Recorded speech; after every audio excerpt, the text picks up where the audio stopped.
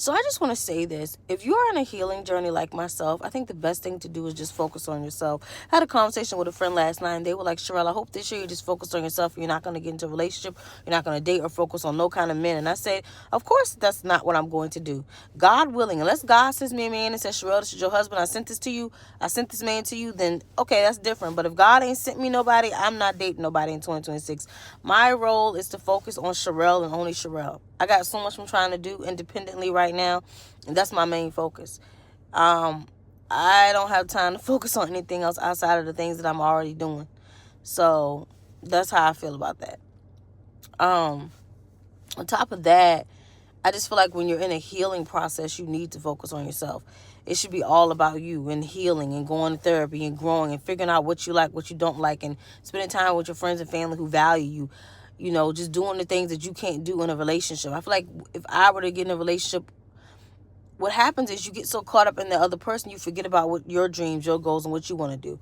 Because I feel like every time I was in a relationship, I would forget about YouTube. I forget about the podcast. I would forget about, my website and stuff that I was trying to do. It just because that person became my main focus. They became everything.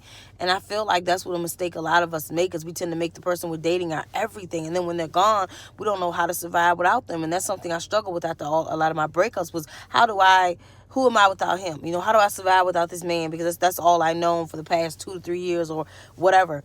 And so I think for me, it's just really about taking the time to figure out who Sherelle is, to say, who is Sherelle? What is Sherelle like? What is she not like? Take myself on dates, really just enjoy and cherish the people that I have in my life, and just focus on God, going to church, reading my Bible. Just those are things that I'm interested in doing right now.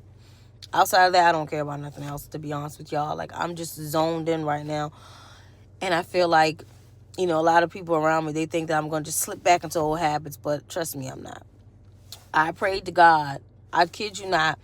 When the ball dropped, I did a prayer to God, and I literally told God I was not going to do anything against his will in 2026. I said I was not going to do anything that I knew he would not want me to do, and I'm standing by that. So anything that I don't want to do, I'm not going to do. Anything I know God would not want me to do, I'm not going to do that either, because I'm not going to go against God.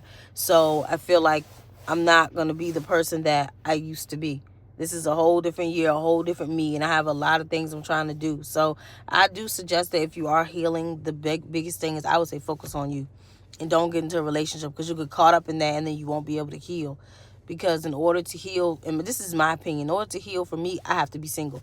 I can't heal in a relationship. That's just me. Some other people might be different, but for me, I feel like healing, in my opinion, just involves you being by yourself, feeling that loneliness and being able to heal.